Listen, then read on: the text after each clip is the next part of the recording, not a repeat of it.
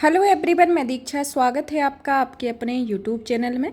Vision IAS की PT 365 को complete किया जा रहा है, जिसमें अंतर्राष्ट्रीय संबंध का ये टॉपिक है, जिसमें इसका पार्ट फर्स्ट अभी कवर किया जा चुका है। आज इसका पार्ट सेकंड कवर करेंगे, जिसके अंतर्गत जो भी बाकी इसके टॉपिक बचे हुए उनको कवर किया जाएगा। चलिए तो बता देते हैं कि पार्ट फर्स्ट के अंतर्गत कौन कौन से टॉपिक कवर किए गए हैं। जैसे बहुपक्षीय संगठन के बारे में कवर किया गया, फिर इसके बाद आपका बहुपक्षीय संगठन के बाद सुर्खियों में रहे स्थल द्विपक्षीय संबंधों को कंप्लीट किया। फिर आपका यहाँ तक द्विपक्षीय संबंधों में भारत संयुक्त राज्य अमेरिका तक इसमें कवर किया था। और आज हम शुरू करेंगे भारत संयुक्त राज्य अमेरिका रक्षा संबंध के बारे में, भारत रक्षा अमेरिका अंतरिक्ष संबंध के बारे में। और इस तरीके से ये जितने भी मेजर टॉपिक हैं इन सबको कवर किया जाएगा। आपने अगर चैनल को सब्सक्राइब नहीं किया है तो चैनल को सब्सक्राइब कर दीजिए, वीडियो को ज़्यादा से ज़्यादा शेयर कीजिए, लाइक कीजिए। और पीडीएफ प्राप्त करने के लिए आप हमारे Telegram channel UPSC PSC with Diksha को ज्वाइन कर सकते हैं, जहां पर आपको इसकी पीडीएफ प्राप्त होगी। साथ ही साथ और भी जितने 6 अभी तक के पीटी 365 कंप्लीट कराए जा चुके हैं, ये 7वां है, तो इन सब की पीडीएफ भी आपको हमारे टेलीग्राम चैनल पर उपलब्ध होगी। चलिए तो शुरू करते हैं। आज के टॉपिक की शुरुआत करते हैं भारत संयुक्त राज्य अमेरिका रक्षा संबंध के बारे में। इसके प्रमुख घटनाक्रम को देखा जाए तो इसमें आता है US India defence acceleration ecosystem की शुरुआत की गई है। इंडेक्स एक्स की जो शुरुआत की गई है उसके संदर्भ में इंडेक्स एक्स जो है वह भारतीय दोनों देशों के उद्योगों के बीच संयुक्त रक्षा प्रौद्योगिकी नवाचार को सुगम बनाएगा। साथ ही उन्नत रक्षा प्रौद्योगिकी के सह उत्पादन में भी सुविधा प्रदान करेगा। तो इसके संदर्भ में इसका ये मेजर रोल है कि संयुक्त रक्षा प्रौद्योगिकी के नवाचार को सुगम बनाना है।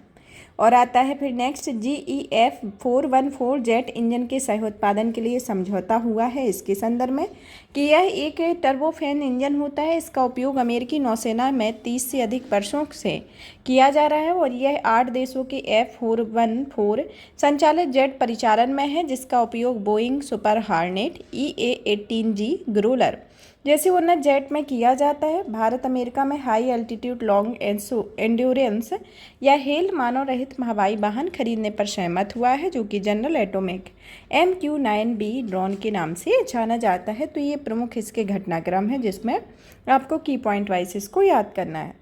अब आता है रक्षा उद्योग के सहयोग के लिए एक रोड मैप की कुछ विशेषताएं तैयार की गई हैं। जैसे कि पहला कि आपूर्ति की सुरक्षा व्यवस्था और पारंपरिक रक्षा खरीद समझौते के लिए चर्चा शुरू की गई है। आपूर्ति की सुरक्षा के संदर्भ में देखा जाए तो यह देश में कंपनियों, अनुबंधों, उपबंधों या ऑर्डर्स की प्राथमिकता आधारित वितरण का अनुरोध करने के लिए अनुमति देता है। और RPD में, जो कि पारस्परिक रक्षा खरीद प्रक्रिया होती है, जिसमें भागीदार एक दूसरे के देश में रक्षा उपकरणों के पूरक अधिग्रहण के लिए सहमत होते हैं, इसके संदर्भ में आता है।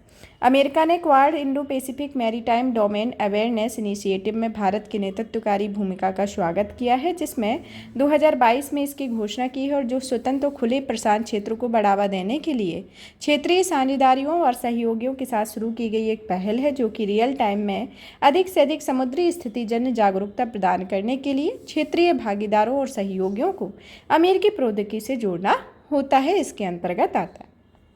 अब आता है भारत अमेरिका अंतरिक्ष संबंधों के बारे में, जिसके प्रमुख घटनाक्रम को देखा जाए तो यह नासा भारतीय अंतरिक्ष अनुसंधान संगठन ने के भारतीय अंतरिक्ष यात्रियों को एडवांस प्रशिक्षण प्रदान करेगा, जिसका लक्ष्य 2024 में अंतर्राष्ट्रीय अंतरिक्ष स्टेशन के लिए एक संयुक्त प्रयास करना है। भारत ने अमेरिका के नेतृत्व वाले आर्टेमिस अकॉर्ड पर 27वें सदस्य के रूप में हस्ताक्षर किए हैं।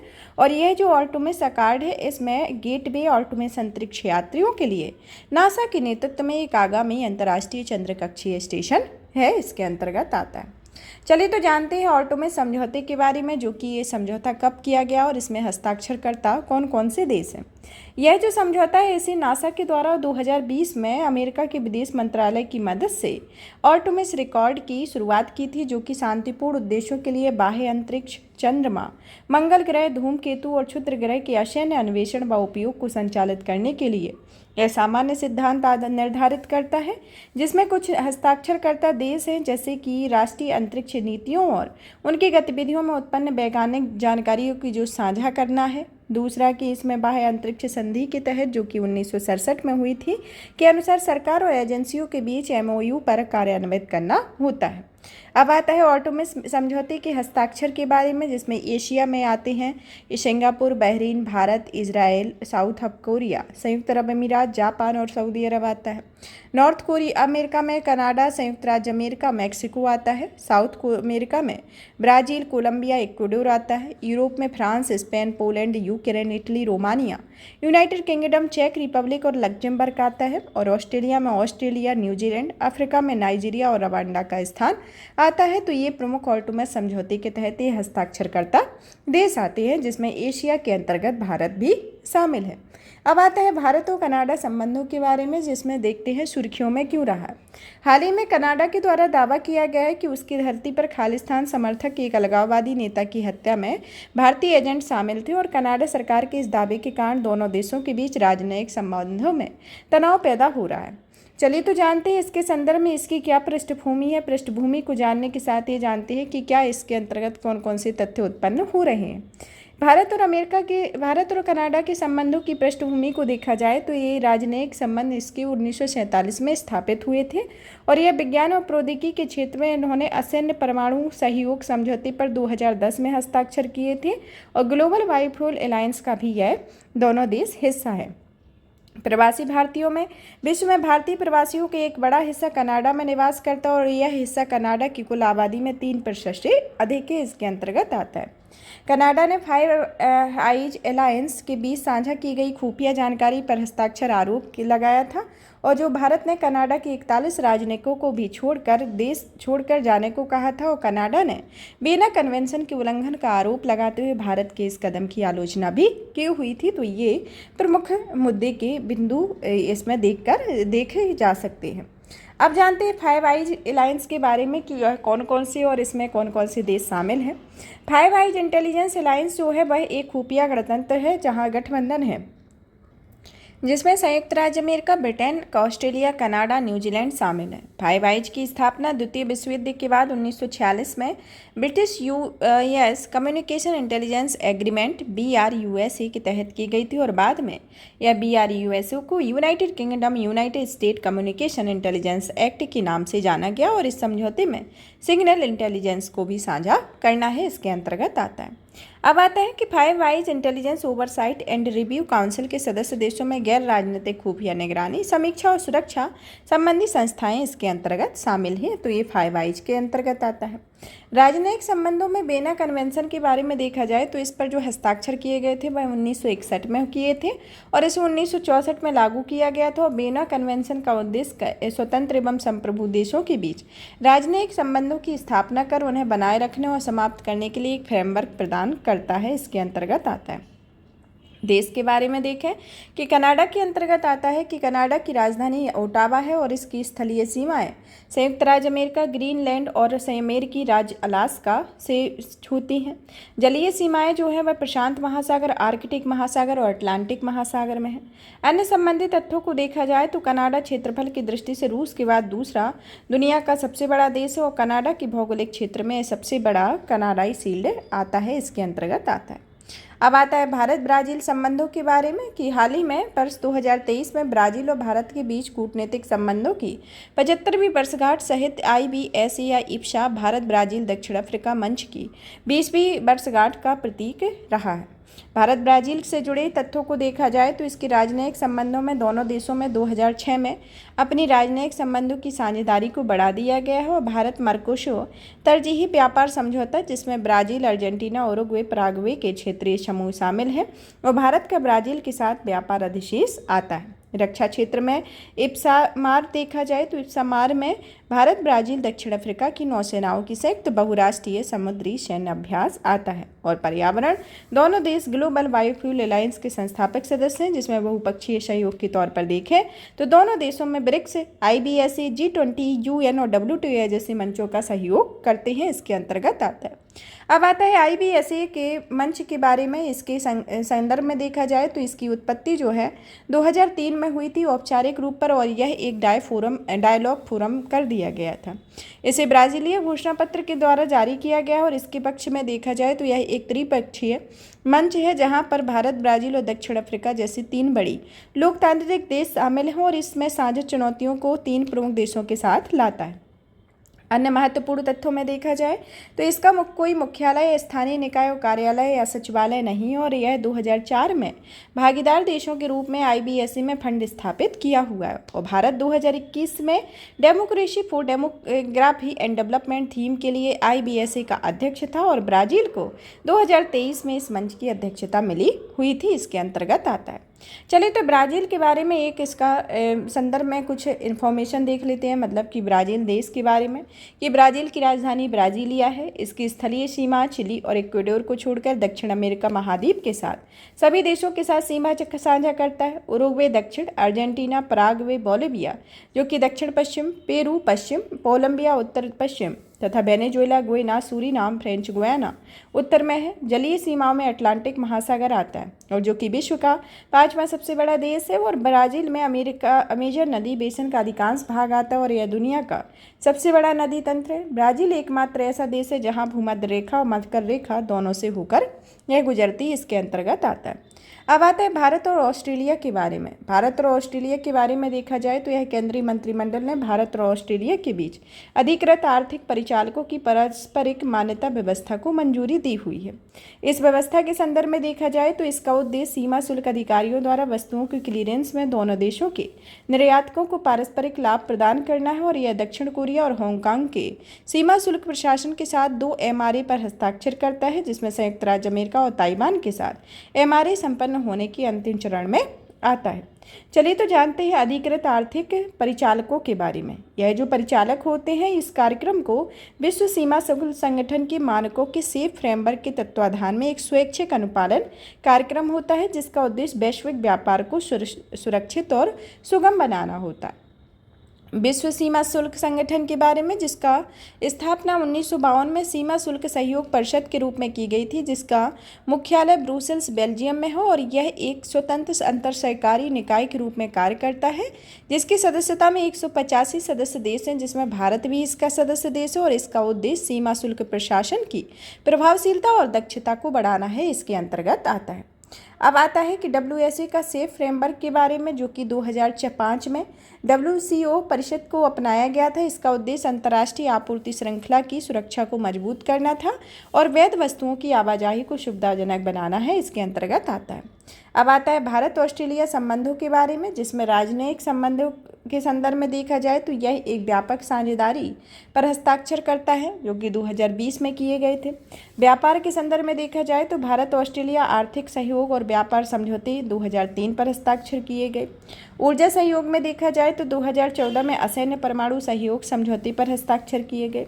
2+2 रक्षा और विदेश मंत्रियों की वार्ता इसके अंतर्गत आती है, जिसमें सेवर, ककाडू, मालाबार, एक्स, टेलिस्मैन, मिलन, पिंच ब्लेंड, ओस्ट हिंद दे, इस तरीके से ये सैन्य अभ्यास इसके अंतर्गत आते हैं।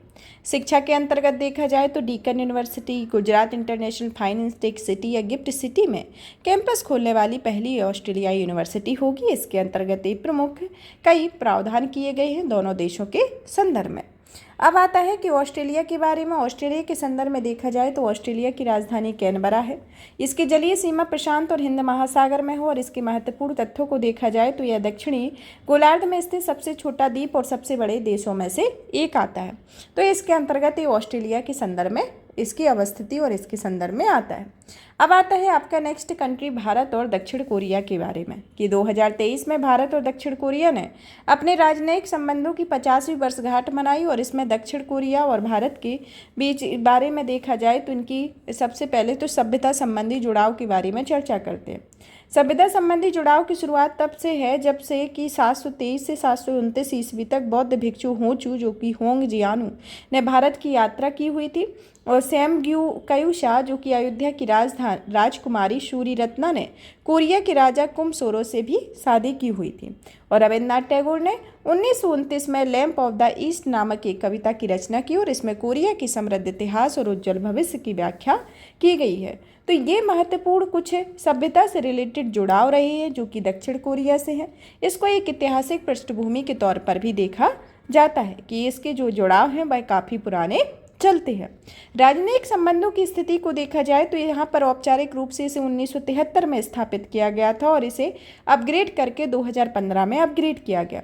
व्यापार जो हुआ इसमें एक दक्षिण कोरिया के साथ एक व्यापार घाटा भी रहा और 2009 में व्यापक आर्थिक साझेदारी समझौते पर भी हस्ताक्षर किए गए। रक्षा के संदर्भ में दोनों देशों ने संयुक्त अनुसंधान और उत्पादन के क्षेत्र में यह विस्तारित रहा और सांस्कृतिक संबंधों को देखा जाए तो दोनों देशों में भारत के शारंग महोत्सव का आयोजन प्रतिवर्ष दक्षिण कोरिया में किया जाता है। दक्षिण कोरिया के संदर्भ में देखें तो इसकी राजधानी सियोल है, जिसकी स्थलीय सीमा उत्तर कोरिया से मिली हुई है और जलीय सीमा में अंतर्गत आता है जापान सागर पूर्व में, पूर्वी चीन सागर दक्षिण में, पीला सागर पश्चिम में, कोरिया जलमरुमध्य दक्षिण पूर्व में, जो कि जापानी द्वीप त्सुशिमा से अलग करता है, इसके अंतर्गत आता है। अब आता है भारत फ्रांस के बारे में। भारत फ्रांस के संदर्भ में देखा जाए तो हाल ही में भारत फ्रांस रणनीतिक साझेदारी के 25 वर्ष पूरे हुए हैं। इस उपलक्ष्य में एक बैठक आयोजित की गई थी जिसमें भारत फ्रांस ने होराइजन 2047 फ्रेमवर्क को शुरू किया हुआ था।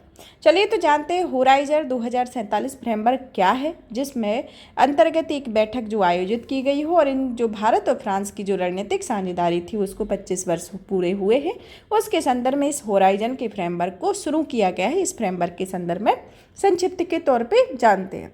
होराइजन 2047 फ्रेमवर्क जो है वह रक्षा, परमाणु ऊर्जा, अंतरिक्ष, एकल उपयोग प्लास्टिक को खत्म करना और 5 वर्ष सिंगल वीजा जैसे विषय इसमें शामिल है। हालिया पहलों के संदर्भ में देखा जाए तो मार्सिली में भारत का महावाणिज्य दूतावास और हैदराबाद में ब्यूरो डी फ्रांस को खोलने की घोषणा की गई है। फ्रांस संधारणीय शहरों पर भारतीय कार्यक्रमों के दूसरे चरण सिटीज 2.0 का समर्थन करेगा और यह जर्मनी और यूरोपीय संघ में संयुक्त रूप से वित्त पोषित करता है। भारत फ्रांस संबंधों के संदर्भ में देखा जाए तो इसकी कूटनीतिक संबंध जो है वह 1947 में स्थापित थे। रक्षा संबंधों के संदर्भ में देखा जाए तो भारत के लिए रक्षा उपकरणों का दूसरा सबसे बड़ा निर्यातक उभर कर आया हुआ है। व्यापार में देखा जाए तो फ्रांस और यूरोप में यूनिफाइड पेमेंट इंटरफेस आधारित सेवाओं की शुरुआत की गई है। पर्यावरणीय सहयोग के संदर्भ में देखा जाए तो अंतर्राष्ट्रीय सौर गठबंधन की शुरुआत की गई है। प्रवासी भारतीय और डायस्पोरा के संदर्भ में देखा जाए तो अब ये रीयूनियन द्वीप में भी यह प्रवासी नागरिक कार्ड जारी किए गए हैं। असैन्य परमाणु सहयोग में यह 2008 में इस पर हस्ताक्षर किए गए और अंतरिक्ष सहयोग में देखा जाए तो फ्रांस भारत के गगनयान के लिए प्रशिक्षण परियोजना के सहयोग कर रहा है। तो ये भारत और फ्रांस के बीच एक प्रमुख संबंध है। अब आता है बहुपक्षीय सहयोग के संदर्भ में देखा जाए तो फ्रांस संयुक्त राष्ट्र सुरक्षा परिषद में स्थायी सदस्यता के लिए भारत के दावे का समर्थन करता है और फ्रांस ने संस्थाओं में भारत को शामिल करवाने का सहयोग किया है, जिसमें मिसाइल प्रौद्योगिकी नियंत्रण व्यवस्था जिसे MTCR कहा जाता है, वॉशिदार व्यवस्था और ऑस्ट्रेलिया समूह इसके अंतर्गत आते हैं। अब फ्रांस के बारे में एक ओवरव्यू लेते हैं कि फ्रांस की राजधानी पेरिस है। इसकी स्थलीय सीमा जर्मनी और बेल्जियम जो कि उत्तर में, स्पेन दक्षिण में तथा आल्प स्विट्जरलैंड एवं दक्षिण इटली इसके पूर्व में स्थित है। जलीय सीमा में अटलांटिक महासागर पश्चिम की ओर, भूमध्य सागर में दक्षिण की ओर और अन्य तथ्यों के संदर्भ में देखा जाए तो फ्रांस में यूरोप की सबसे ऊंची चोटी माउंट ब्लॉक स्थित है, इसके अंतर्गत आता है। अब आता है भारत और यूनाइटेड किंगडम के बारे में कि हाल ही में नई दिल्ली में भारत और यूनाइटेड किंगडम की 2+2 विदेश या रक्षा वार्ता आयोजित की गई है, जिसमें भारत और यूनाइटेड किंगडम ने व्यापक रणनीतिक साझेदारी के सभी पहलुओं पर चर्चा और समीक्षा के लिए एक 2+2 तंत्र को अपनाया हुआ है। चलिए तो भारत और यूनाइटेड किंगडम के संबंधों के तथ्यों को देखते हैं। तो पहला तो राजनयिक संबंधों के संदर्भ में देखा जाए तो इंडिया और यूनाइटेड किंगडम रोड मैप 2023 में स्वास्थ्य, जलवायु, व्यापार, शिक्षा, विज्ञान, प्रौद्योगिकी, रक्षा क्षेत्र दोनों देशों के संबंधों में एक फ्रेमवर्क उपलब्ध कराता है। इसमें एक व्यापार संतुलन जो रहा है वह भारत के पक्ष में रहा है। रक्षा के संदर्भ में देखा जाए तो दोनों देशों में भारत 2015 में रक्षा और अंतर्राष्ट्रीय सुरक्षा साझेदारी पर हस्ताक्षर किए गए। जलवायु और पर्यावरण के संदर्भ में इंडिया और यूनाइटेड किंगडम ने ग्रीन ग्रोथ इक्विटी फंड के माध्यम से भारत में नवीनीकरण ऊर्जा जैसे क्षेत्रों में संस्थागत निवेश को जुटाया जा रहा है। प्रवासी भारतीयों में देखा जाए तो इन्होंने यूनाइटेड किंगडम की कुल आबादी का 3.1% है और यह दोनों देशों के बीच कामकाजी पेशेवरों की आसान आवाजाही के लिए प्रवासन और गतिशीलता साझेदारी पर हस्ताक्षर किए हुए।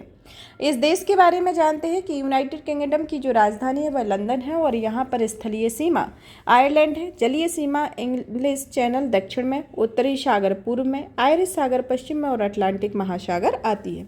अन्य तथ्यों के संदर्भ में देखा जाए तो यूनाइटेड किंगडम में इंग्लैंड, स्कॉटलैंड, वेल्स या उत्तरी आयरलैंड शामिल है और ग्रीनविच मेरिडियन यूनाइटेड किंगडम से होकर गुजरती है। तो यह यूनाइटेड किंगडम के तौर पे कुछ महत्वपूर्ण तथ्य है यूनाइटेड किंगडम के बारे में।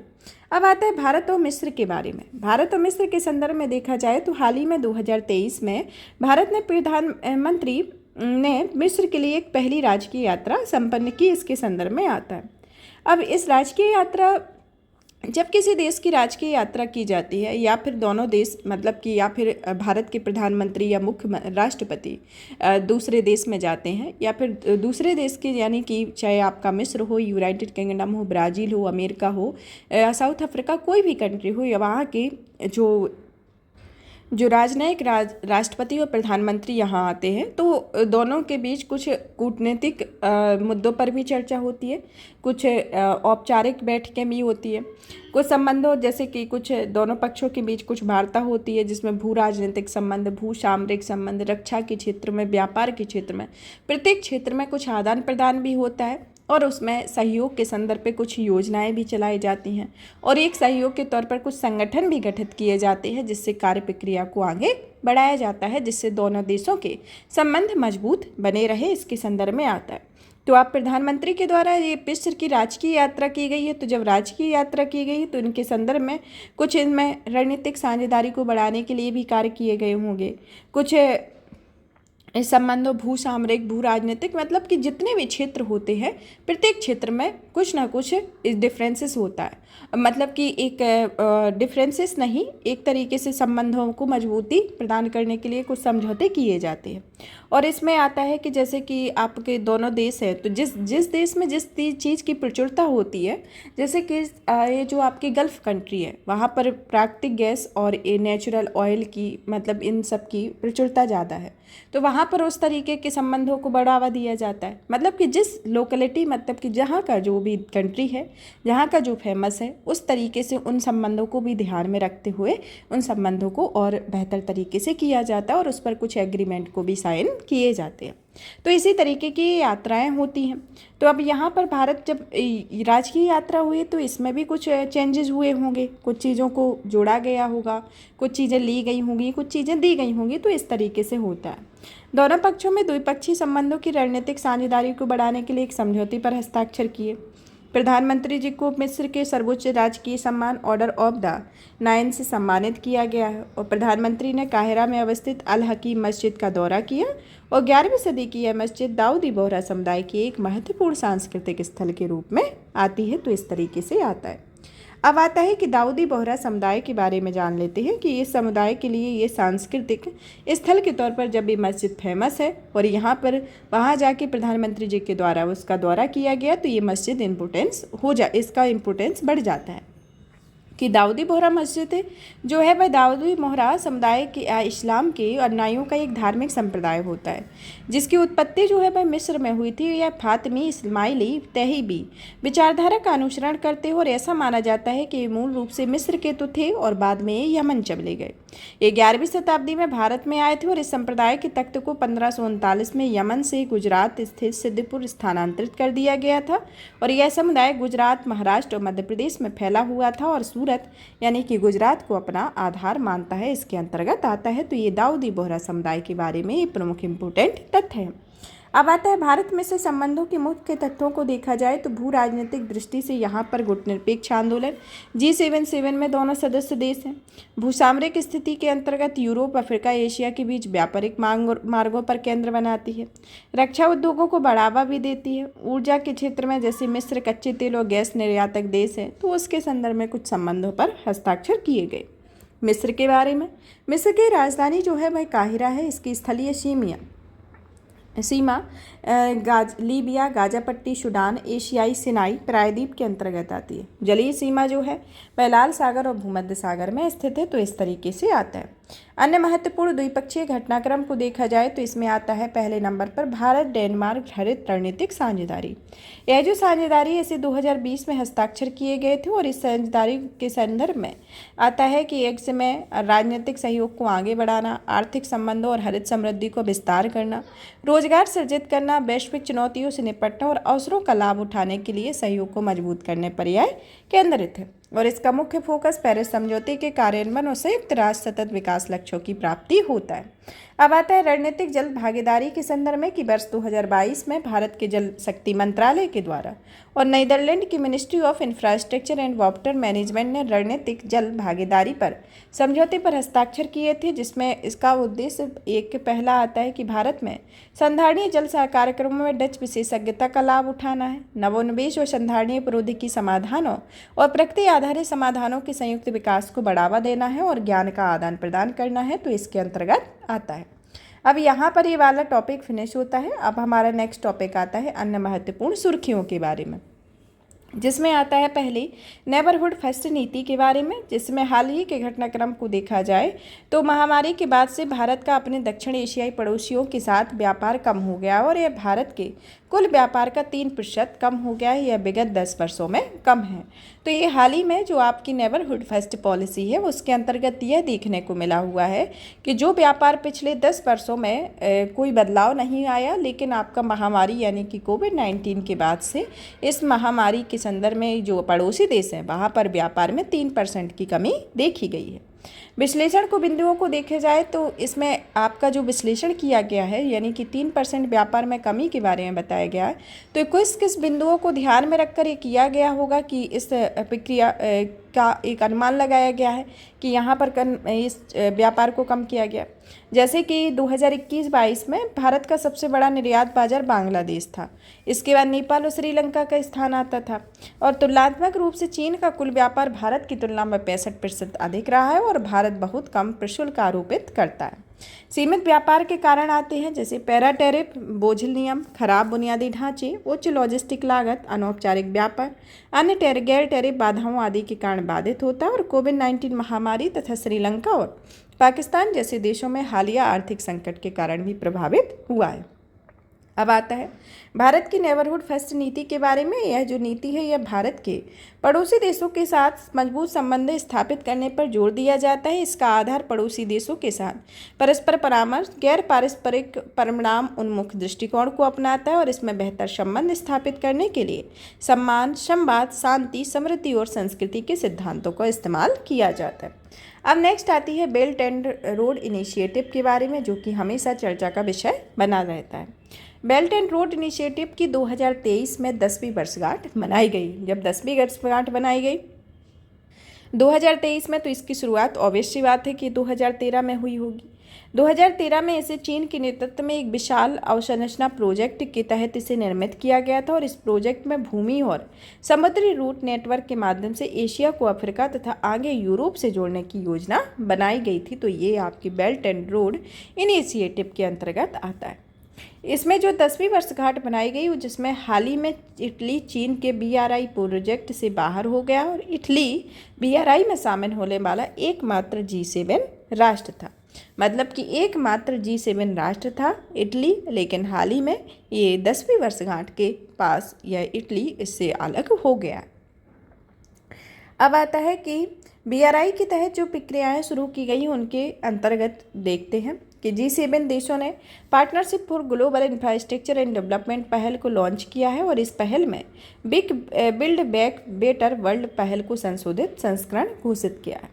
ग्लोबल गेटवे इनिशिएटिव को शुरू किया गया है, जिसमें यूरोपीय संघ द्वारा 300 बिलियन यूरो का इंफ्रास्ट्रक्चर फंड जुटाने की एक विश्वव्यापी रणनीति है और भारत द्वारा शुरू की गई पहलों में जैसे भारत की अध्यक्षता में संपन्न G20 शिखर सम्मेलन में भारत मध्य पूर्व यूरोप आर्थिक गलियारा पहल शुरू की गई है और भारत को मध्य पूर्व और रूस को जोड़ने के लिए अंतर्राष्ट्रीय उत्तर दक्षिण परिवहन गलियारा परियोजना कार्य चल रहा है, इसके अंतर्गत आता है। अब आता है अंतर्राष्ट्रीय उत्तर दक्षिण परिवहन गलियारे के बारे में। यह जो गलियारा है वह भारत और ईरान के बीच दीर्घकालिक सहयोगी ढांचे के निर्माण मिलकर कार्य करेगा। इस गलियारे में लगभग 7200 किलोमीटर का एक मल्टी मॉडल परिवहन नेटवर्क होता है और इसका विचार पहली बार वर्ष 2000 में रूस, भारत, ईरान के में प्रस्तुत किया था और इसका उद्देश्य सदस्य देशों के बीच परिवहन सहयोग को बढ़ावा देना होता है। इसे सर्वप्रथम हिंद महासागर और पृष्ठ की खाड़ी में ईरान के माध्यम से कैस्पियन सागर से जोड़ता है और इसके आगे रूस के माध्यम से सेंट पीटर्सबर्ग और उत्तरी यूरोप से यह जुड़े हुए हैं, जिसमें वर्तमान में 13 सदस्य देश है। इसमें भारत, ईरान, रूस, अजरबैजान, आर्मेनिया, कजाकिस्तान, बेलारूस, तुर्की, ताजिकिस्तान, किर्गिस्तान, ओमान, यूक्रेन और सीरिया का देश आते हैं। भारत में INSTC के महत्व को देखा जाए तो भारत और रूस में वस्तुओं के परिवहन की लागत 30% कम हुई है। भारत और रूस के बीच परिवहन लागत लगने पर समय को लगभग आधा कर दिया है। भारत और रूस के बीच ढुलाई की लागत 30% कम करेगा, इसके अंतर्गत आता है। अब आता है उत्तरी समुद्री मार्ग के बारे में कि रूस उत्तरी समुद्री मार्ग विकसित करने के लिए भारत के साथ वार्ता कर रहा है। NSR आर्कटिक महासागर के पूर्वी और पश्चिमी भागों को जोड़ता है, जिसमें पूर्वोत्तर जलमार्ग भी कहा जाता है और साथ ही यह रूस के अनन्य आर्थिक क्षेत्र के भीतर स्थित होता है और यह 5600 किलोमीटर लंबा समुद्री मार्ग है और यह बेरेंट सागर के बीच की सीमा से शुरू होता है और बेरिंग जलमरुमध्य में समाप्त हो जाता है। आर्कटिक महासागर में 4 महासागर आते हैं, जिसे कारा, लाप्तिव, पूर्वी साइबेरियन सागर और चुक्सी सागर इसके अंतर्गत आता है। यह आर्कटिक महासागर की अवस्थिति है, इसके अंतर्गत आता है। इसे नॉर्थ सी रूट के इसमें दिखाया गया। अब आता है इसके अंतर्गत देखते हैं, नेक्स्ट आता है इजराइल हमास युद्ध के बारे में कि हमास मिलिटेंट ग्रुप ने ऑपरेशन तूफान अलक्सा फ्लड के तहत इजराइल पर अचानक बड़ा हमला कर दिया है।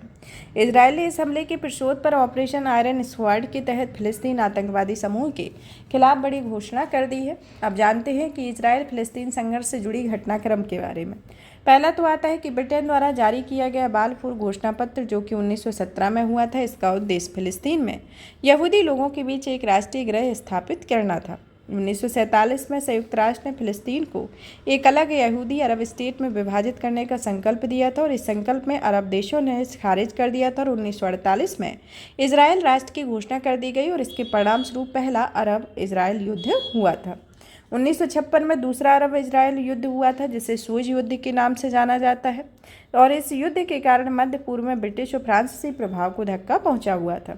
1967 में तीसरा अरब इजराइल युद्ध हुआ था, जिसे 6 देशीय युद्ध था, जिसमें इजराइल ने मिस्र के सिनाई प्रायद्वीप और गाजा पट्टी, जॉर्डन के वेस्ट बैंक और पूर्वी यरूशलेम तथा सीरिया के गोलन हाइट्स पर अधिकार कर लिया था। 1973 में योम किप्पुर युद्ध हुआ था, जो कि चौथा अरब इजराइल युद्ध होता है। 1987 में हमास या इस्लामिक स्टेट रेजिडेंसी मूवमेंट की स्थापना 1987 में हुई थी, जिसमें गाजा, वेस्ट बैंक, पूर्वी यरूशलेम का इजराइल के कब्जे का विस्तार करने के लिए शुरू किए गए पहले इंतिफादा फिलिस्तीन विद्रोह के परिणाम स्वरूप हुआ था। 1994 में ओस्लो समझौते के तहत फिलिस्तीनी अथॉरिटी की स्थापना की गई थी। इस इजराइल और अरब राष्ट्रों के बीच ऐतिहासिक शांति समझौते को देखा जाए तो यह एक कैंप डेविड समझौता 1978 में किया गया। इसकी मध्यस्थता में मिस्र और इजराइल के बीच हुआ था। जॉर्डन इजराइल शांति संधि 1994 में की गई। अरब शांति पहल 2002 में की गई। अब्राहम समझौता 2020 में किया गया, जिसमें इजराइल, संयुक्त अरब अमीरात, बहरीन ने हस्ताक्षर किए थे और इस समझौते में संयुक्त राज्य अमेरिका के द्वारा इसमें मध्यस्थता भी की गई थी। अब आता है इजराइल फिलिस्तीन के मुद्दे पर भारत के रुख के बारे में देखते हैं कि भारत लगातार 2 स्टेट समाधान का समर्थन कर रहा है। आरंभ में भारत ने संयुक्त राज्य में फिलिस्तीन के विभाजन की योजना और इजराइल के प्रवेश के खिलाफ मतदान किया था और भारत ने 1950 में औपचारिक रूप से इजराइल को मान्यता दी थी और 1992 में उनके साथ पूर्ण राजनयिक संबंध स्थापित किए हुए थे। 2017 में भारत, इजराइल और फिलिस्तीन दोनों मामले में डी-हाइफिनेशन नीति का पालन किया था। इस नीति के तहत भारत ने इजराइल और फिलिस्तीन दोनों देशों के साथ अलग अलग स्वतंत्र संबंध स्थापित किए हुए थे, इसके अंतर्गत आता है। अब जानते हैं कि इसके संदर्भ में इजराइल के बारे में, जिसकी राजधानी जो है वह यरूशलेम है। इसके इजराइल ये है और यहाँ पर इसके अंतर्गत ये आपका विवादित मुद्दा हमेशा बना रहता है। और इजराइल के संदर्भ में देखा जाए तो इसकी जो स्थलीय सीमा है वह जॉर्डन, सीरिया, लेबनान, मिस्र से जुड़ी हुई है। जलीय सीमा भूमध्य सागर, मिर्च सागर और जॉर्डन नदी एवं गैलीली सागर से जुड़ा हुआ है। अब आता है आपका ऑपरेशन अजय के बारे में। ऑपरेशन अजय जो है वह भारत ने इजराइल हमास युद्ध के बीच इजराइल में फंसे 18,000 भारतीय नागरिकों को वापस लाने के लिए ऑपरेशन अजय शुरू किया हुआ था।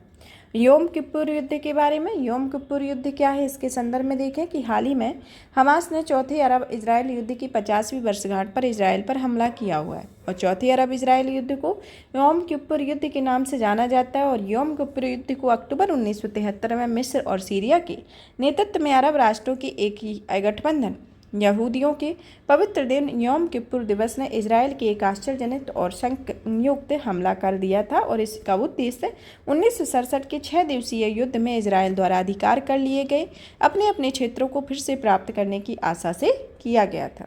नेक्स्ट आता है युद्ध से संबंधित अंतर्राष्ट्रीय कानून के बारे में कि संयुक्त राष्ट्र विशेषज्ञों के अनुसार इजराइल ने गाजा पर युद्ध से संबंधित अंतर्राष्ट्रीय कानूनों का उल्लंघन किया है। युद्ध से संबंधित अंतर्राष्ट्रीय कानूनों के संदर्भ में देखा जाए तो युद्धों से संबंधित 2 अंतर्राष्ट्रीय कानून हैं। इस कानूनों की उत्पत्ति न्यायपूर्ण सिद्धांत और से हुई है और इस सिद्धांत को मानव जीवन की हानि पहुंचाना गलत है और यह एक नागरिक और न्याय की रक्षा करना राष्ट्रों का कर्तव्य होता है।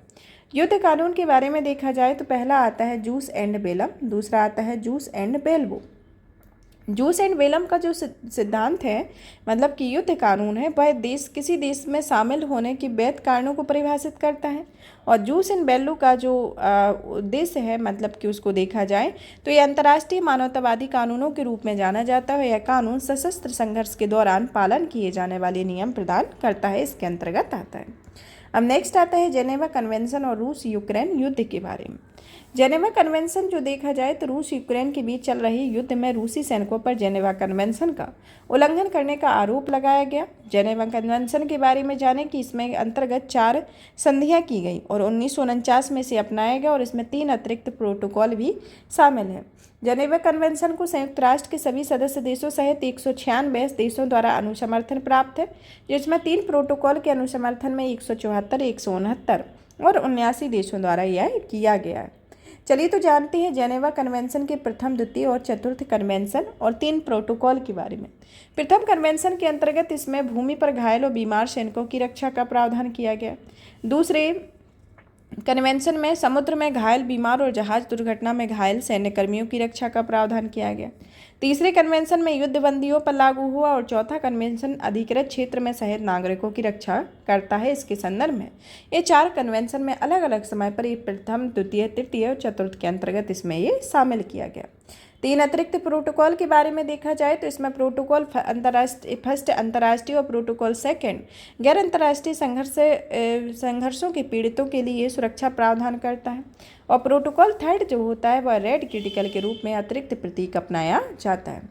अब आता है रूस यूक्रेन युद्ध से संबंधित अन्य प्रमुख सुर्खियों के बारे में, जिसमें काला सागर अनाज समझौता, जिसे हाल ही में रूस ने अपने कृषि उत्पादों एवं उर्वरकों के निर्यात में परेशानी का सामना करने के आधार पर काला सागर समझौते से अलग हो गया।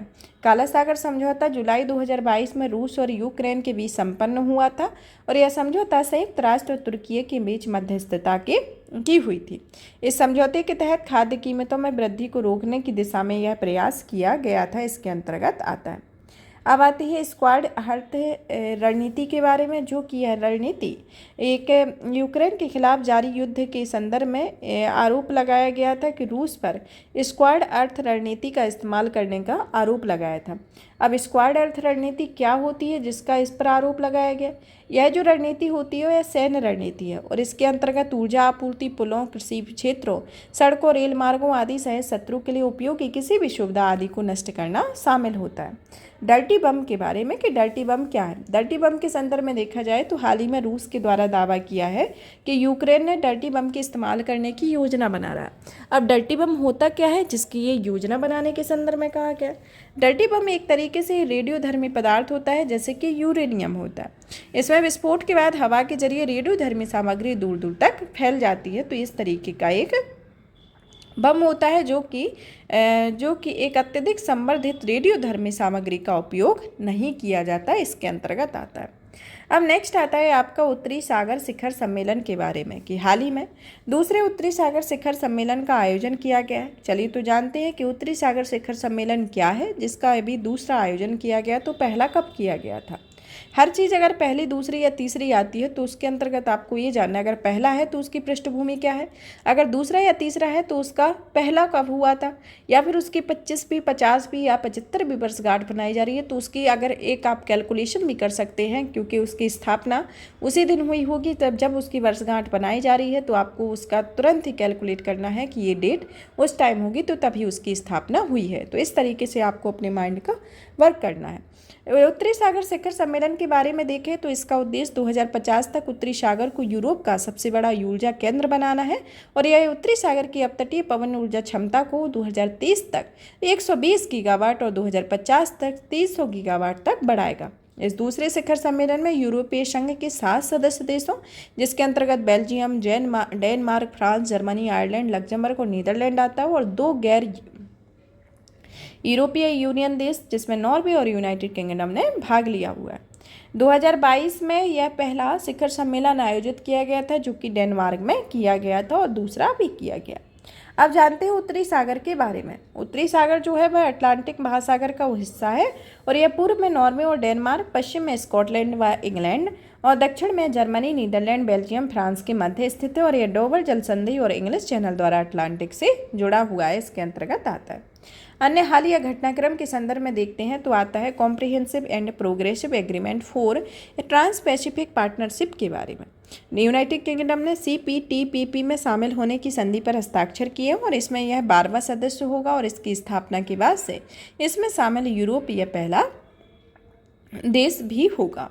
अब जानते हैं CPTPP के बारे में। यह जो संधि है इसे 2018 में मार्च 2018 में हस्ताक्षर किए गए थे और इसे दिसंबर 2018 में लागू किया गया था और यह जो संधि है इसे 2017 के ट्रांस पैसिफिक पार्टनरशिप से संयुक्त राज्य अमेरिका के हटने के बाद TPP की जगह CPTPP की स्थापना कर दी गई थी, जिसे कॉम्प्रिहेंसिव एंड प्रोग्रेसिव एग्रीमेंट कहा गया और इसके पहले यह ट्रांस पैसिफिक पार्टनरशिप के तौर पर जाना जाता है। Comprehensive progressive agreement for trans Pacific partnership जो कि एक मुक्त व्यापार समझौता है और इसे 2018 में 11 देशों के बीच इस समझौते पर सहमति बनी हुई थी, जिससे सदस्य देश में Australia, Brunei, Canada, Chile, Japan, Malaysia, Mexico, New Zealand, Peru, Singapore और वियतनाम आता है। और अभी हाल ही में जो इसमें यूनाइटेड किंगडम शामिल हुआ है, इसके अंतर्गत यह यूरोप का पहला देश भी है जो इसमें शामिल हुआ है, इसके अंतर्गत आता है। अब जानते हैं विंडसर फ्रेमवर्क के बारे में कि हाल ही में 2023 में यूनाइटेड किंगडम और यूरोपीय आयोग ने विंडसर फ्रेमवर्क नामक एक समझौते पर सहमत किए हुए हैं और इस समझौते में उत्तरी आयरलैंड प्रोटोकॉल की जगह लेगा और इस प्रोटोकॉल के कारण उत्तरी आयरलैंड और यूनाइटेड किंगडम के बीच व्यापार में व्यवधान पैदा होता है। चलिए तो जानते हैं विंडसर फ्रेमवर्क की विशेषताओं के बारे में और यह इसके अंतर्गत टू लेन सिस्टम और स्टोमॉल्ट ब्रेक की शुरुआत की गई थी। तो टू लेन सिस्टम क्या होता है? यह जो सिस्टम है इसमें ग्रीन लेन और रेड लेन सिस्टम की शुरुआत की जाती है, जो कि वस्तुओं के व्यापार को बनाने में आसान करती है। स्टो मार्केटिंग ब्रेक जो होती है वह एक लोकतांत्रिक रूप से चुनी गई उत्तरी आयरलैंड की विधायिका यूरोपीय संघ की वस्तु संबंधी उन नियमों का विरोध कर सकती है, जिसके अंतर्गत यह आता है। उत्तरी आयरलैंड प्रोटोकॉल जो कि एक ब्रेग्जिट के बाद एक समझौता है, इसके अंतर्गत आता है। अब आता है लुसोफोन वर्ल्ड के बारे में। लुसोफोन वर्ल्ड जो है वह पुर्तगाली भाषी देशों के बारे में है। यह 4 महाद्वीपों के 9 देश शामिल हैं। पुर्तगाली दक्षिणी गोलार्ध में सबसे अधिक बोली जाने वाली भाषा होती है और 1996 में पुर्तगाली भाषी देशों के समुदाय का गठन किया गया, जिसे लुसोफोन कॉमनवेल्थ भी कहा जाता है। CPLP 9 सदस्य देशों और 32 सहयोगी पर्यवेक्षकों का एक बहुपक्षीय मंच है और जो भारत इसका सहयोगी पर्यवेक्षक देश भी होता है। अब नेक्स्ट आता है सटल डिप्लोमेसी के बारे में। यह जो डिप्लोमेसी है, जापान और दक्षिण कोरिया ने अपने संबंधों को आगे बढ़ाने के लिए इस सहमति पर हस्ताक्षर की और यह डिप्लोमेसी कूटनीतिक प्रयास के तौर पर की गई है। यह डिप्लोमेसी उन देशों में राजनयिक संबंधों को आवागमन करती है जहां पर आपसी विवाद निपटान के लिए एक दूसरे से प्रत्यक्ष रूप में वार्ता करने से मना कर देते हैं, इसके अंतर्गत आता है। अब आता है वाशिंगटन घोषणा पत्र के बारे में कि संयुक्त राज्य अमेरिका, साउथ कोरिया और द्विपक्षीय संबंधों की 70वीं वर्षगांठ के अवसर पर दोनों पक्षों ने वाशिंगटन घोषणा पत्र पर हस्ताक्षर किए हुए हैं। अब नेक्स्ट आता है the spirit of camp David के बारे में, जो कि संयुक्त राज्य अमेरिका, जापान, दक्षिण कोरिया के नेताओं ने the spirit of camp David शीर्षक से एक संयुक्त वक्तव्य जारी किया और यह शिखर सम्मेलन का आयोजन चीन की बढ़ती शक्ति और उत्तर कोरिया के परमाणु खतरों के सामने एकता प्रदर्शित करने के लिए किया गया। अब आता है नेक्स्ट आपका सुरक्षा से संबंधित मुद्दों के बारे में। अब आता है पहले नंबर पर अंतर्राष्ट्रीय आतंकवाद के बारे में कि institute for economic and peace द्वारा जारी नवीनतम वैश्विक आतंकवाद 2023 की सूचकांक में भारत ने 13वें स्थान पर आया हुआ है और भारत आतंकवाद में सबसे अधिक प्रभावित देशों में से आता है। अब आता है कि आतंकवाद से प्रभावित कि आतंकवाद से निपटने के लिए शुरू की गई कौन कौन सी पहलें शुरू की गई हैं। जैसे पहली आती है संयुक्त राष्ट्र वैश्विक आतंकवाद रोधी रणनीति, जिसे 2006 में अपनाया गया था। संयुक्त राष्ट्र सुरक्षा परिषद की आतंकवाद रोधी समिति, जिसे आपको UNSC के संकल्प 1373 में 2001 के कार्यान्वयन की निगरानी का कार्य सौंपा गया। ग्लोबल काउंटर टेररिज्म फोरम जो है वो, जो कि एक अनौपचारिक गैर राजनीतिक और बहुपक्षीय मंच के तौर पर इसे शामिल किया गया, जिसमें भारत भी इसका सदस्य है। United nation countering terrorist travel programme, जो कि एक वैश्विक पहल है और इस पहल को आतंकवादियों का पता लगाने और उनके निपटने के लिए सदस्य देशों की क्षमताओं को बढ़ाने के लिए आता है और इसमें भारत भी इसका सदस्य देश है।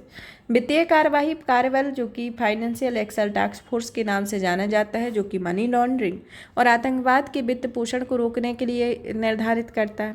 एससीओ की क्षेत्रीय कनेक्टिव आतंकवादी रोधी संरचना के संदर्भ में इसे एक क्षेत्रीय संगठन का गठन किया गया। अंतर्राष्ट्रीय आतंकवाद पर व्यापक कन्वेंशन किए जाते हैं, जिसका उद्देश्य गैरकानूनी और आपराधिक कृत्य घोषित करना है और इसे भारत ने 17 दिसंबर 1996 में इसे प्रस्तुत किया हुआ था।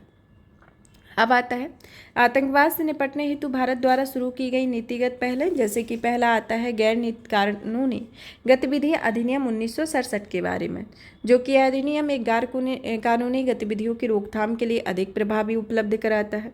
राष्ट्रीय जांच एजेंसी की स्थापना, जो कि आतंकवाद रोधी कानूनी प्रवर्तन एजेंसी के रूप में कार्य कर रही है।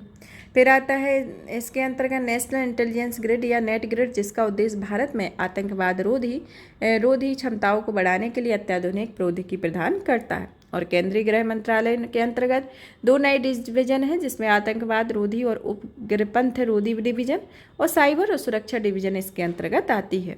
अब नेक्स्ट आता है गैर कानूनी गतिविधियों या रोकथाम अधिनियम के बारे में। यह अधिनियम जो है वह गृह मंत्रालय के गैर कानूनी गतिविधि अधिनियम 1967 के तहत Jammu Kashmir democratic freedom party के साथ साथ 9 मैतेई चरमपंथी समूहों को गैर कानूनी संगठन घोषित कर प्रतिबंधित करता है। इस संगठन के बारे में, जो कि 1967 में व्यक्तियों और संगठनों की कुल गैर कानूनी गतिविधियों को प्रभावी रोकथाम हेतु इसे अधिनियमित किया गया था। और इस अधिनियम के मुख्य प्रावधान में देखा जाए तो यह असंज्ञेय होते हैं और यह बिना वारंट के इसमें गिरफ्तारी की जाती है। मृत्युदंड और आजीवन कारावास का भी प्रावधान करते हैं, इसके अंतर्गत आता है। अब आता है प्राइवेट मिलिट्री कमेटी के बारे में। प्राइवेट मिलिट्री कमेटी, हाल ही में रूस ने वैगनर ग्रुप नामक एक प्राइवेट मिलिट्री कमेटी ने देश के रक्षा प्रतिष्ठानों के विरुद्ध विद्रोह किया हुआ है। प्राइवेट मिलिट्री कमेटी एक तरीके से वह कमेटी होती है या संगठन होता है जो कि निजी स्वामित्व में संचालित होता है। ऐसे संगठन में अनुबंध के आधार पर सैन्य और सुरक्षा संबंधी सेवाएं प्रदान करती हैं और यह सरकारी सैन्य बलों में स्वतंत्र रूप से कार्य करते हैं। वैगनर ग्रुप के बारे में, वैगनर ग्रुप को PMC वैगनर के नाम से भी जाना जाता है, जो कि अप्रत्यक्ष रूप से रूसी सेना और खुफिया एजेंसी द्वारा नियंत्रित होता है और ये एजेंसी इस ग्रुप को हथियारों की आपूर्ति करती है और प्रशिक्षण के लिए रूसी सैन्य सुविधाएं भी प्रदान करती हैं। अब नेक्स्ट आता है धन शोधन निवारण अधिनियम के बारे में। यह जो अधिनियम है, इसे वित्त मंत्रालय ने धन शोधन निवारण अधिनियम 2002 में परिवर्तनों को अधिसूचित किया हुआ है। इसके संदर्भ में आता है कि इसमें नए बदलाव के संदर्भ में देखा जाए तो इसमें कौन कौन से बदलाव किए गए हैं। जैसे कि अपने क्लाइंट या ग्राहकों की ओर से वित्तीय लेन देन करने वाले charter accountant, company secretary, cost and workers accountant को PMLA के दायरे में लाना। और जिन वित्तीय लेन देन की निगरानी पर विचार किया जाएगा उनमें शामिल है जैसे कि किसी भी अचल संपत्ति की खरीद या बिक्री, ग्राहक के धन, प्रतिभूतियों और अन्य परिसंपत्तियों का प्रबंधन, बैंक बचत या प्रतिभूति खाते का प्रबंधन आदि इसके अंतर्गत होता है। अब इन गतिविधियों में कुछ व्यक्ति शामिल हैं जैसे कि कंपनी या सीमित देयता भागीदारियों के फॉर्मेशन एजेंट के रूप में काम करना, किसी कंपनी के निदेशक या सचिव के रूप में कार्य करना और कार्यालय परिषद में या पत्राचार का पता प्रदान करना इसके अंतर्गत आता है। PMLA के बारे में, इसे 2002 में अधिनियमित किया गया था, जो कि जिसका उद्देश्य धन शोधन के निपटने के लिए भारत की वैश्विक प्रतिबद्धता के परिप्रेक्ष्य में बनाया गया था। अब आता है वैश्विक परमाणु विनिमय के बारे में कि हाल ही में रूस की संसद ने व्यापक परमाणु परीक्षण प्रतिबंध संधि के अनुसमर्थन को रद्द करने पर एक विधेयक पारित किया हो। और इस विधेयक के संदर्भ में देखा जाए तो इस विधेयक का उद्देश्य रूस को अमेरिका के समकक्ष लाना है, इसके अंतर्गत आता है। अब आता है परमाणु विनिमय से संबंधित अंतर्राष्ट्रीय नियम जैसे कि व्यापक परमाणु परीक्षण प्रतिबंध संधि या फिर CTBT, जो कि 1996 में आई हुई थी। यह संधि का में अभी तक भारत ने इस का अनुसमर्थन नहीं किया हुआ। यह संधि दुनिया में कहीं भी किसी भी प्रकार के परमाणु हथियारों के परीक्षण या किसी भी अन्य प्रकार के परमाणु विस्फोट का प्रतिबंध लगाती है और यह संधि को तब तक औपचारिक रूप से लागू नहीं किया जाता है जिसमें 8 देशों ने अभी तक इसे अनुसमर्थन नहीं किया है, जिसमें चीन, भारत, पाकिस्तान, ऑस्ट्रेलिया, उत्तर कोरिया, इजराइल, ईरान, मिस्र और संयुक्त राज्य अमेरिका आता है। आंशिक परीक्षण प्रतिबंध संधि जो कि पीटीबीटी जिसे 1963 में लाया गया था, इसमें भारत द्वारा हस्ताक्षरित और अनुसमर्थित है। परमाणु अप्रसार संधि जो कि 1968 में आई थी, जिसमें भारत ने इस संधि पर हस्ताक्षर नहीं किए और इस संधि का उद्देश्य परमाणु हथियारों के प्रसार को सीमित करना है और इसमें 3 स्तंभ हो जिसमें परमाणु अप्रसार, निःशस्त्रीकरण और परमाणु ऊर्जा के शांतिपूर्ण उपयोग पर आधारित होती है। परमाणु हथियार निषेध संधि जो कि इसमें हस्ताक्षर या अनुसमर्थन नहीं किया गया, जो कि कानूनी रूप से बाध्यकारी पहला बहुपक्षीय समझौता है जिसमें 91 देशों ने हस्ताक्षर किए हैं और 68 देशों ने इसका अनुसमर्थन किया हुआ है। बहुपक्षीय निर्यात नियंत्रण व्यवस्था के बारे में जो कि MECR जो कि जिसमें MTCR WAAG का सदस्य NSG का सदस्य नहीं रहा है, इसके संदर्भ में भारत के संदर्भ में है और यह जो संधि है इसमें परमाणु हथियारों, सामूहिक विनाश के अन्य हथियारों के प्रसार में मदद करने के लिए सामग्रियों और प्रौद्योगिकियों के हस्तांतरण को रोकने के लिए स्वैच्छिक और बाध्यकारी समझौते इसमें शामिल है। अब आता है परमाणु हथियार मुक्त क्षेत्रों की अवधारणा के बारे में। यह जो अवधारणा है इसका उद्देश्य वैश्विक स्तर पर परमाणु अप्रसार और निःशस्त्रीकरण के मानदंडों को मजबूत करना है। अन्य महत्वपूर्ण संधियों के संदर्भ में देखा जाए तो इसमें आती है बाह्य अंतरिक्ष संधि जो कि 1967 में आई थी। इस संधि में परमाणु हथियारों की तैनाती पर रोक लगाती। विखंडनीय सामग्री कटौती संधि जो कि एक प्रस्तावित अंतर्राष्ट्रीय संधि है और यह परमाणु हथियारों के 2 प्रमुख घटकों के उत्पादन को प्रतिबंधित करेगी और उच्च समृद्ध यूरेनियम और प्लूटोनियम इसके अंतर्गत आती है और भारत ने OST पर हस्ताक्षर किए हैं बट FMCT को सपोर्ट करता है। अब नेक्स्ट आता है अंतरिक्ष युद्ध के बारे में या स्पेस वॉरफेयर के बारे में। स्पेस वॉरफेयर जो है चीन ने कथित तौर पर दुनिया का पहला नियर स्पेस कमांड स्थापित किया हुआ है। यह शक्तिशाली हाइपरसोनिक हथियारों से लैस है। यह नई कमान चीन की 5वीं सेना के रूप में कार्य करेगी और यह 4 कमानों थल सेना, नौसेना, वायुसेना और रॉकेट सेना इसमें शामिल है। अब जानते हैं कि नियर स्पेस कमांड और चीन का नियर स्पेस कमांड क्या है। नियर स्पेस कमांड पृथ्वी के वायुमंडल में पृथ्वी की सतह में लगभग 20 से 100 किलोमीटर के ऊंचाई के क्षेत्र होते हैं और यहाँ पर हवा बहुत विरल होती है। सैन्य विमानों को उड़ाने में कठिनाई होती है और मजबूत गुरुत्वाकर्षण के चलते यहाँ उपग्रहों को स्थापित नहीं किया जाता और यह नो मैंस लैंड जोन बनाता है, इसके अंतर्गत आता है। चीन के नियर स्पेस कमांड के अंतर्गत कौन कौन से शामिल हुए, जैसे कि दुश्मनों की महत्वपूर्ण सैन्य संपत्तियों की निशाना बनाने के लिए आधुनिक हाइपरसोनिक मिसाइल, दुनिया भर में ऊंचाई पर निगरानी रखने के लिए जासूसी गुब्बारे, सौर ऊर्जा से चलने वाले ड्रोन और अन्य सहायक उपकरण इसके अंतर्गत आते हैं। अंतरिक्ष युद्ध के बारे में देखा जाए तो अंतरिक्ष युद्ध की जो शुरुआत है, मतलब कि इसकी जो बहस की शुरुआत है 1962 में हुई थी और इसे यह भू आधारित परमाणु हथियारों का विस्फोट है और इसे 1967 में बाह्य अंतरिक्ष संधि के तहत संपन्न किया गया था, इसके अंतर्गत आता है।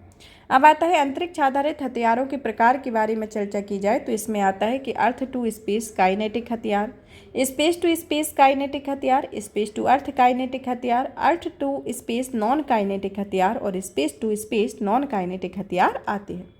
अंतरिक्ष क्षेत्र में शांति बनाए रखने के लिए एक वैश्विक फ्रेमवर्क के संदर्भ में देखा जाए तो पहला आता है बाह्य अंतरिक्ष संधि जो कि 1967 में लागू की गई थी, जिसमें सामूहिक विनाश के हथियारों की तैनाती को रोक लगा दी गई। लाइबिलिटी कन्वेंशन 1972, बाह्य अंतरिक्ष में प्रक्षेपित किए गए उपग्रहों के परीक्षण पंजीकरण पर कन्वेंशन 1975, मून एग्रीमेंट 1989, आंशिक परीक्षण प्रतिबंध संधि, बाह्य अंतरिक्ष में हथियारों की होड़ की रोकथाम को अपनाना, बाह्य अंतरिक्ष को मामले के लिए संयुक्त राष्ट्र कार्यालय अन्य और के अंतर्गत देखा जाए तो बाह्य अंतरिक्ष में हथियारों की तैनाती की रोकथाम और खतरे इसके अंतर्गत आते हैं, जो कि इन पर ध्यान केंद्रित करता है। अंतरिक्ष में अपनी क्षमताओं के विस्तार के लिए भारत द्वारा कुछ कदम उठाए गए हैं, जैसे कि पहला आता है मिशन शक्ति। मिशन शक्ति में एंटी सैटेलाइट मिसाइल, रक्षा अंतरिक्ष एजेंसी, रक्षा अंतरिक्ष अनुसंधान agency, navigation with the Indian consultation and space X और मिशन डीप स्पेस इसके अंतर्गत भारत के द्वारा उठाए गए प्रमुख कदम आते हैं।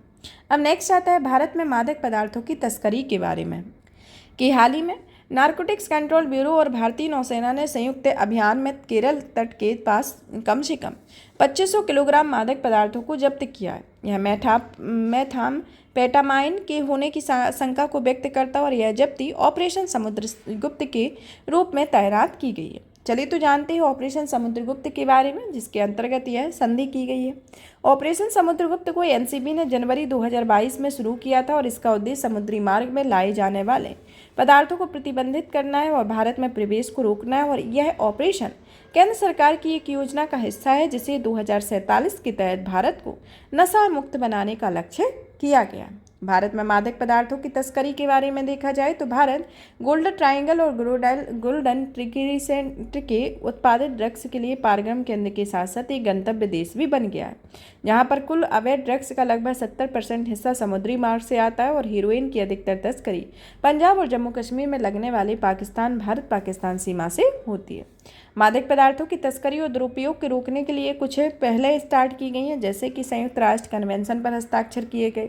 नारकोटिक्स ड्रग साइकोट्रोपिक सब्सटेंस अधिनियम 1985 में आया। 2018 से 2025 में मादक पदार्थों की मांग को कम करने के लिए राष्ट्रीय कार्य योजना शुरू की गई। नशा मुक्त भारत अभियान शुरू किया गया। सीजर इंफॉर्मेशन मैनेजमेंट सिस्टम नामक की पोर्टल शुरू किया गया और मादक पदार्थों से संबंधित कानूनों के प्रभावी प्रवर्तन और केंद्रीय और राज्य एजेंसियों के संदर्भ में बेहतर समन्वय के लिए नार्को समन्वय केंद्र स्थापित किया गया।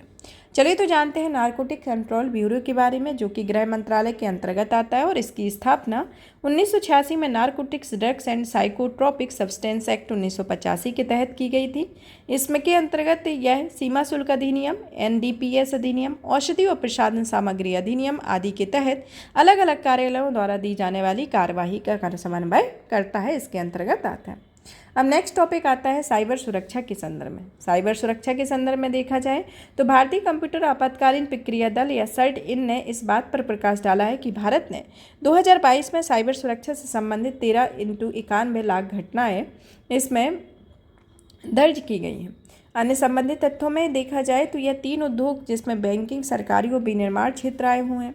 सर्ट-इन के बारे में देखें कि सर्ट-इन एक तरीके का कंप्यूटर सुरक्षा से उत्पन्न जुड़ी घटनाओं की प्रतिक्रिया देने के लिए एक राष्ट्रीय नोडल एजेंसी है, जिसे 2004 में स्थापित किया गया था, जो कि इलेक्ट्रॉनिक और सूचना प्रौद्योगिकी मंत्रालय के अंतर्गत आता है।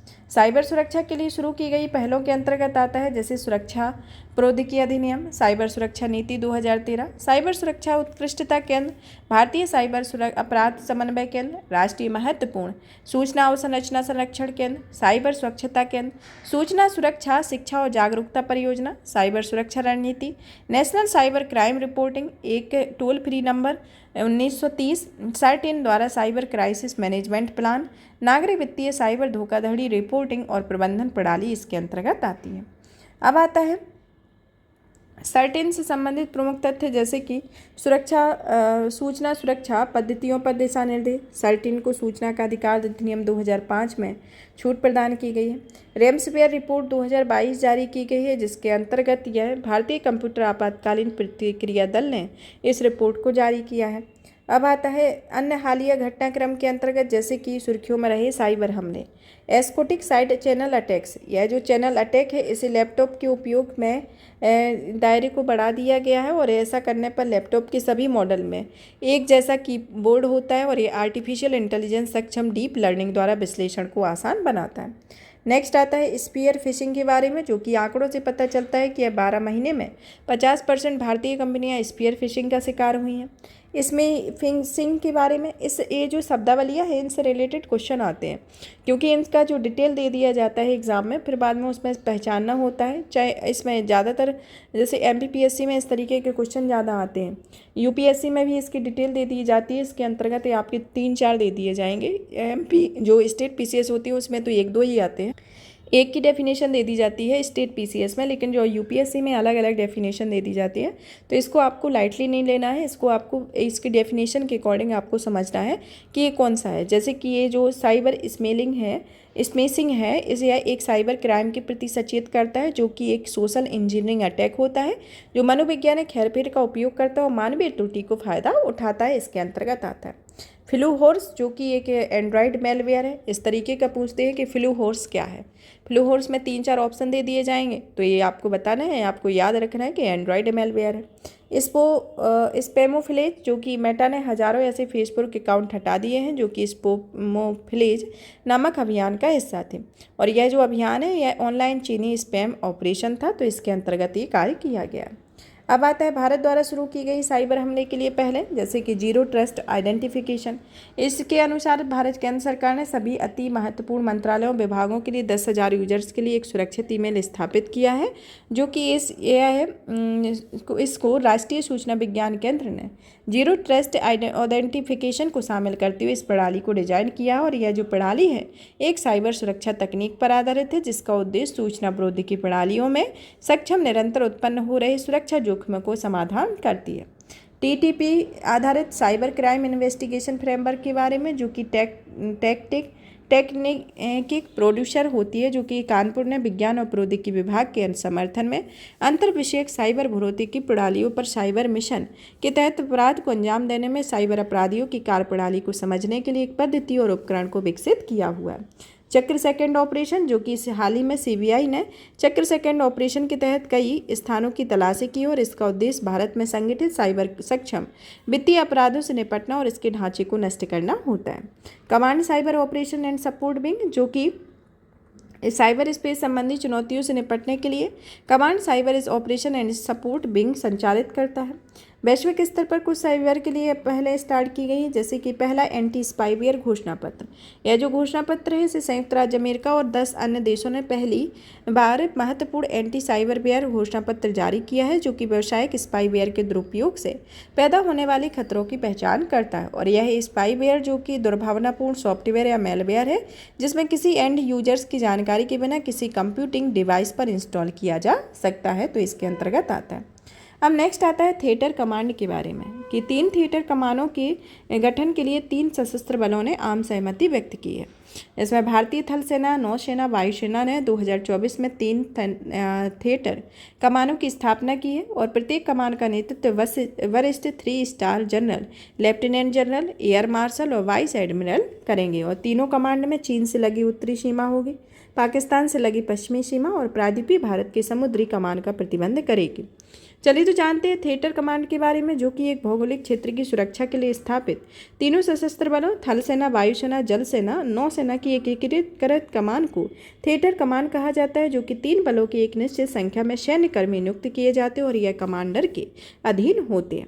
इसे सटलर समिति और कारगिल समीक्षा समिति में भी थिएटर कमान के गठन की सिफारिश की हुई थी, इसके अंतर्गत आता है। भारत में अभी हाल ही में भारत के 2 केवल संयुक्त कमान हैं, जिसमें अंडमान और निकोबार कमान, जो कि एक भौगोलिक कमान है, और सामरिक सैन्य कमान के अंतर्गत एक कार्यात्मक कमान है, और यह देश के परमाणु शस्त्रागार का प्रबंधन करती है।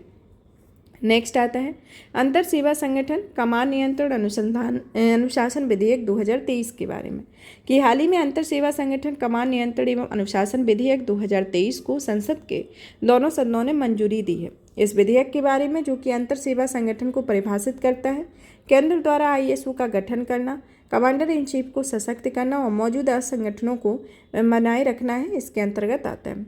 अब नेक्स्ट आता है रक्षा अनुसंधान एवं विकास संगठन या DRDO के बारे में, कि हाल ही में रक्षा मंत्रालय ने प्रोफेसर के विजय राघवन की अध्यक्षता में 9 सदस्यों वाली एक समिति का गठन किया हुआ है, और इस समिति के कामकाज को DRDO के कामकाज की समीक्षा करेगा, और इस कार्यों को पुनर्निर्धारित और पुनर्परिभाषित करने के संबंध में भी यह समिति सुझाव देगी।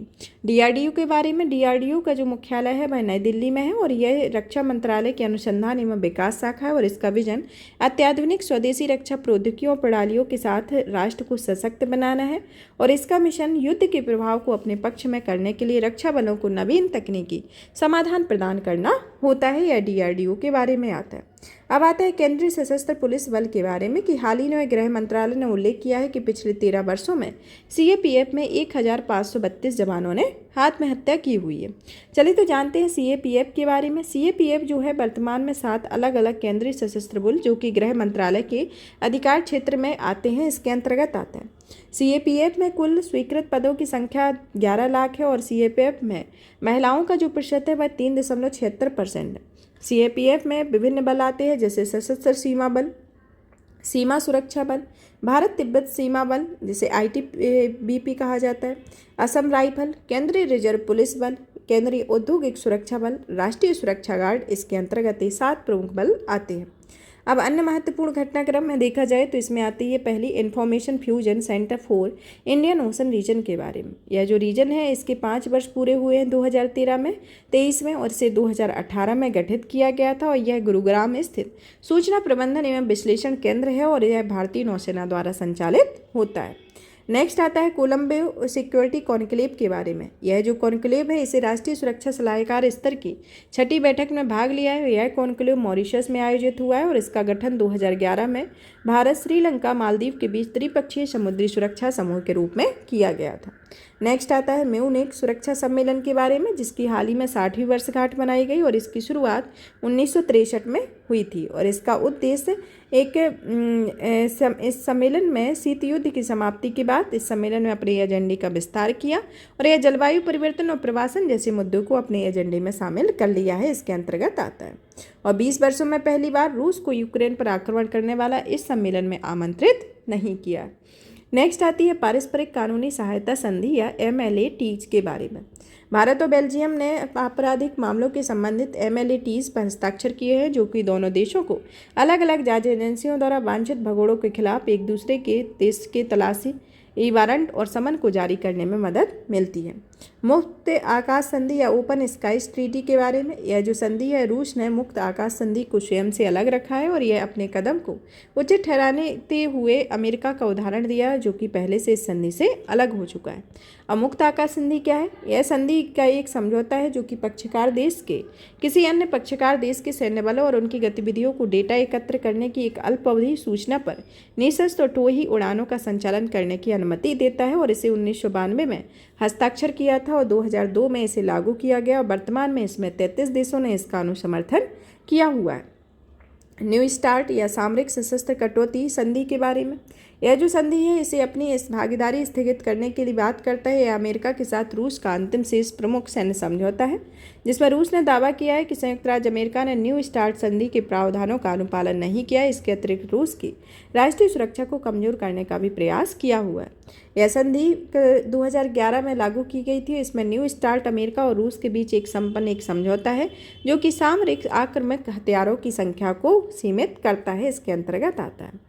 अब नेक्स्ट आता है इसमें ऑपरेशन प्रॉस्पेरिटी गार्जियन के बारे में। ऑपरेशन प्रॉस्पेरिटी गार्जियन को संयुक्त राज्य अमेरिका के ऑपरेशन प्रॉस्पेरिटी गार्जियन लॉन्च किया है। ऑपरेशन प्रॉस्पेरिटी गार्जियन एक तरीके का बहुराष्ट्रीय सुरक्षा पहल है। इसका संचालन कंबाइंड टास्क फोर्स 153 के संचालन के तहत किया गया और इसकी स्थापना 2002 में की गई थी। इसका उद्देश्य लाल सागर, बाब अल मंदेव संधि, अदन की खाड़ी में समुद्री सुरक्षा को मजबूत करना होता है। नेक्स्ट आता है रासायनिक हथियार कन्वेंशन, जो कि अमेरिकी सेना द्वारा रासायनिक हथियारों के भंडारण को नष्ट करने के लिए कार्य को लगभग पूरा होना है। और संयुक्त राज्य अमेरिका और सोवियत संघ ने 1989 में अपने रासायनिक हथियारों को भंडार को नष्ट करने के लिए एक सैद्धांतिक रूप से इस पर सहमत हुए हैं। और 1997 में रासायनिक हथियार कन्वेंशन में इसका समर्थन भी किया हुआ है। CWC एक तरीके का बहुपक्षीय निशस्त्रीकरण समझौता है जो कि निश्चित समय सीमा के भीतर सामूहिक विनाश के हथियारों की पूरी श्रृंखला को खत्म करने का प्रावधान करता है। विश्व सैन्य व्यय की रुझान रिपोर्ट 2022 के बारे में। यह जो रिपोर्ट है इसे Stockholm international peace convention research institute ने विश्व सैन्य व्यय को रुझान रिपोर्ट जारी की है। यह सिप्री स्वीडन स्थित एक अंतर्राष्ट्रीय संस्थान है जो कि संघर्ष, आयुध, शस्त्र नियंत्रण, निशस्त्रीकरण के क्षेत्र में अनुसंधान के प्रति समर्पित है। अब आता है नेक्स्ट सुर्खियों में रहे सैन्य अभ्यास के बारे में, जिसमें सुर्खियों में रहे सैन्य अभ्यास के अंतर्गत जैसे USA का कौन सा रहा है, सॉल्वेक्स नौसेना युद्ध अभ्यास 23, वज्र विहार जो कि थल सेना का रहा है, फ्रांस का वर्णा अभ्यास जो कि नौसेना है, कजाकिस्तान का काजिंद 2023, मंगोलिया का नोमेडिक एलिफेंट 2023, जापान का GMAX 23 नौसेना का, धर्म गार्जियन संयुक्त सेना का और वीर गार्जियन वायुसेना का, बांग्लादेश का बोंगो सागर 23 नौसेना का, UAE का अभ्यास जायद तलवार, मिस्र का अभ्यास चक्रवात फर्स्ट थल सेना, सऊदी अरब का आता है अल मोहम्मद अल हिंदी 23 जो कि नौसेना का है। श्रीलंका का स्लाइनेक्स नौसेना मित्र शक्ति 2023 जो कि संयुक्त सेना का है। बांग्लादेश का बोंगोसागर 23, इंडोनेशिया का संयुक्त समुद्र शक्ति 23, ऑस्ट्रेलिया का ऑक्सीडेंस 23, सिंगापुर का सिम्बेक्स नौसेना और मालदीव का अभ्यास एकता नौसेना इक्विलिब्रियम थल सेना का आता है। तो ये प्रमुख सैन्य अभ्यास है। अब आते हैं त्रिसेवा अभ्यास के बारे में, जैसे कि अभ्यास कवच जो कि अंडमान और निकोबार में आयोजित है और यह सेना, नौसेना, वायुसेना और तटरक्षक बलों की परिसंपत्तियों से जुड़ा एक संयुक्त सैन्य अभ्यास है। ब्राइट स्टार 23 जो कि मिस्र में आयोजित एक द्विपक्षीय बहुपक्षीय त्रिसेवा अभ्यास है, जिसे भारतीय वायुसेना ने पहली बार हिस्सा लिया। बहुराष्ट्रीय अभ्यास जो कि ऑपरेशन सदर्न रेडीनेस 2023 पर आधारित है, जो संयुक्त समुद्री बलों द्वारा आयोजित एक वार्षिक बहुपक्षीय राष्ट्रीय अभ्यास होता है। खान क्वेस्ट अभ्यास 2023 जो कि भारतीय सेना ने मंगोलिया में आयोजित खान क्वेस्ट सैन्य अभ्यास में भाग लिया। यह शांति स्थापना के लिए एक बहुराष्ट्रीय संयुक्त अभ्यास है। इनियो चोस 23 जो कि भारतीय वायुसेना की एक बहुराष्ट्रीय वायुसेना अभ्यास इनियोच जो 23 ने भाग लिया, यह ग्रीस वायुसेना द्वारा आयोजित किया गया। अभ्यास ओरियन जो कि बहुपक्षीय सैन्य अभ्यास है। Counter terrorism field training exercise 2023 यह आसियान रक्षा मंत्रियों की बैठक प्लस विशेषज्ञ कार्य समूह द्वारा आयोजित एक बहुराष्ट्रीय संयुक्त सैन्य अभ्यास है। मालाबार अभ्यास जो कि 4 साझेदार देश हैं, जिसमें ऑस्ट्रेलिया, भारत, जापान, संयुक्त राज्य अमेरिका शामिल है। डिजर्ट फ्लैग जिसमें बहुपक्षीय वायुसेना अभ्यास है। संयुक्त अरब अमीरात, France, Kuwait, Australia, United kingdom, Bahrain, Morocco, Spain, Korea, गणराज्य और संयुक्त राज्य अमेरिका की वायुसेना ने इस अभ्यास में भाग लिया हुआ है।